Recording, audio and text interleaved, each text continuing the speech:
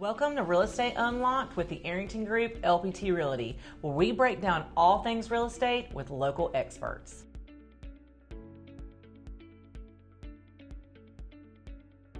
Today we are sitting with Avery Baker, owner of Southern Insurance Agency here in Chiefland, Florida. Okay, let's get started. What's the biggest mistake buyers make when shopping for homeowners insurance? I would say not asking enough questions about updates, specifically like the roof or water heaters, which has become a big thing in Florida and with a lot of the carriers now.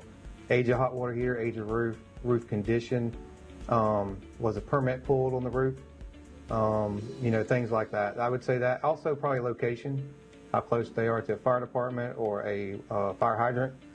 In our Tri-County area, especially the counties that are on the coastline, they're split counties. So you have the dividing line in that county, which is usually Highway 19 for us, and anything on the west or south of that will have a higher hurricane rating than anything north or east of that. So knowing the location, the protection class, things like that, updates, and I would also say, verifying if the house is in a flood zone or not.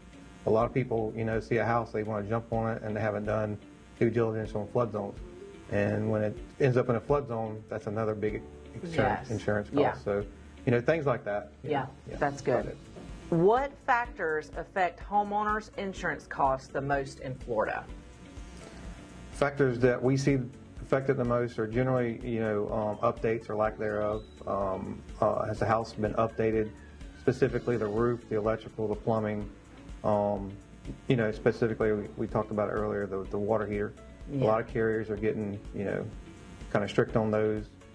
If it's inside the house, it's got to be 15 years or newer. If it's in a garage or outside the house, they want it 20 years or newer. Yeah. Now, that's not all carriers, but, specifically for my agency, the carriers that have the best rates are going to want those things updated. And then, like I said earlier, protection class, where it's located, those kind of things really affect the rate. Yeah. Yeah, and I'm seeing that a lot with hot water heaters now. Yeah. And we weren't seeing that as much before, but I'm having a lot of agents come back and say, well, the hot water heater's at the end of its life, the insurance wants to replace. And I'm like, well, normally, as long as it's functioning, you don't have to, but we're seeing that as well. Yep. It's something that a lot of the carriers are just jumping on board with. Yeah. What inspections or home updates can help lower insurance costs?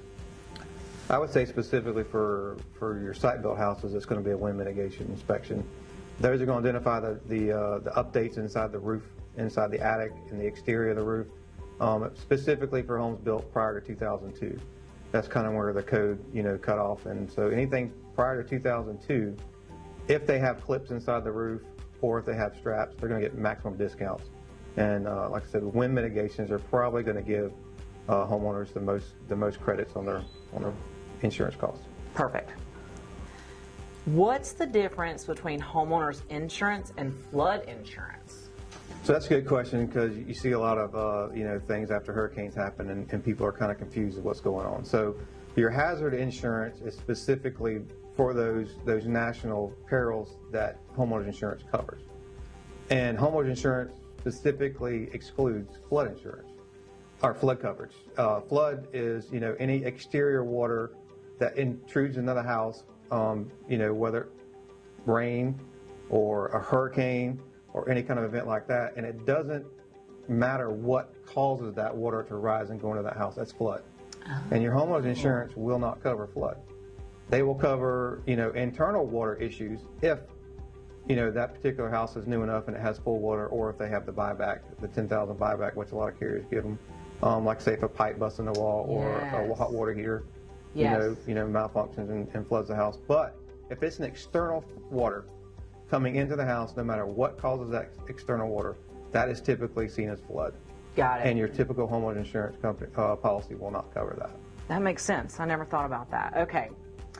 Last question. What's one piece of advice you'd give someone buying a home right now? I would just say research. Look at the location, check the flood maps. You can go, you can Google, flood zone by address, and it'll take you to FEMA's website, and you can put your address in there, and it will tell you if it's in a flood zone. And then, just ask a lot of questions about the updates. Has the water heater been updated? If they don't know, and it's a situation where you can locate the water heater, you can look on the data tag of the water heater and look at the serial number, and you can go on the website of the company that manufactured it, and you can tell what year it was manufactured. Just things like that. Checking on updates, checking the address, protection class, whether it's in a flood zone. If things have been updated, do you have the proof that it's been updated? Do you have the the permits for those updates, and are they available to be given to you as a buyer? Because those are the things that the insurance companies are going to want, they're going to look at in order to get you the best price on the insurance. Yeah. And now a lot of people I always hear this myth where people assume that if a manufactured home is older than a certain age, that it cannot be insured. So can you kind of shine some light on manufactured houses and homeowners insurance? Yeah, so they're obviously a totally different market, and you have totally different carriers, and the requirements are a little bit different. There are a few manufactured carriers that are jumping on the water heater age thing, but for the most part, the plumbing is a big thing, especially on the older ones. There's a plumbing that they used, years ago called polybutylene. It's a great plumbing. A lot of carriers will not accept it no matter what the condition is in the inspection.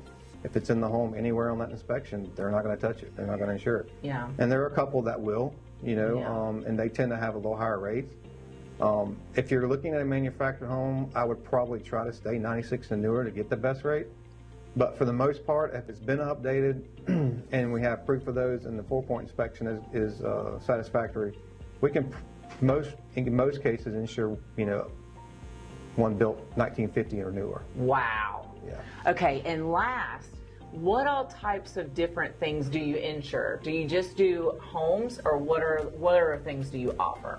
No, so we're just, your typical, independent agency. So we do all lines, casualty lines, your home, your flood, your cars, things like that. We do some small commercial, things like that. And we're just kind of an all lines independent agent. We try to insure everything that comes in the door, but obviously sometimes you can't. And then we generally will refer them out to someone that we think can help them if we can. Okay, perfect. Thank you guys so much for hanging out with me and Avery today on this episode of Real Estate Unlocked. For next episode, stay tuned. Thank you guys for tuning in to this episode of Real Estate Unlocked. For all of your buying or selling needs, I've got you covered. I'm Burgundy Arrington with the Arrington Group, LPT Realty, and I look forward to you being a part of the next series.